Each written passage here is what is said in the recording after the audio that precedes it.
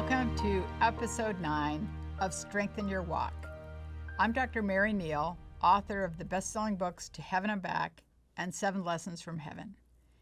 In my last episode of Strengthen Your Walk, I ended with my return to my broken body that was lying on the side of a South American river. My friends who had resuscitated me were both shocked and elated when I regained consciousness because I had been without oxygen for almost 30 minutes. Deciding what to do next was not entirely obvious because we had no means of communication and there were no medical services available even if we had the means.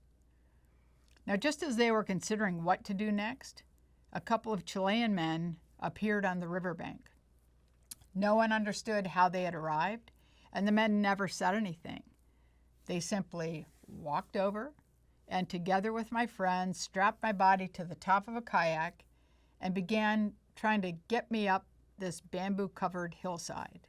And my friends were even more surprised to find an ambulance parked at the exact spot on the dirt road where we eventually emerged, because ambulances definitely weren't present in southern Chile at that point in time. Now, despite our obvious distress, the ambulance driver walked calmly and asked no questions. When he was asked what he was doing there, he quietly said, "Waiting." Afterward, neither the ambulance driver nor the Chilean men who had been at the riverside could ever be located. Do I think they were angels? Definitely. Why did they come to help me? I've no idea.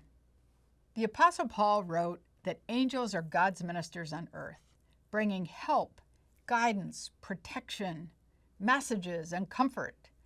They show up to do God's work.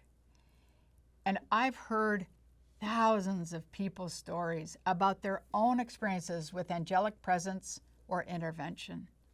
And even when we don't recognize them, angels always bring a deep sense of peace and calm and the assurance of God's love. Spirits or angels also come for people who are near death. Many nurses and family members can tell stories of experiencing this type of spiritual crossover when they witness people near death seeing angels or reaching for a deceased loved one. Now, I've often been asked what I really think happened that day on the river. I do believe we were part of a miracle, even though many people today refuse to even believe that miracles still occur. And I don't really think that we're much different than people who lived in biblical times. Back then, people witnessed so many tangible miracles that we assume they always accepted them. But like ours, their memory was really pretty short. It was so short that Samuel set up a stone, an Ebenezer, to continually remind them of God's unfailing presence and past help. Certainly, not everything is either angelic or miraculous, but angels are present. Spiritual crossover is real, and miracles do happen.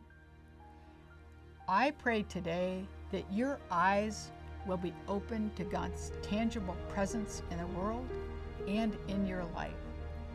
Please join me tomorrow for the conclusion of my Strengthen Your Walk series.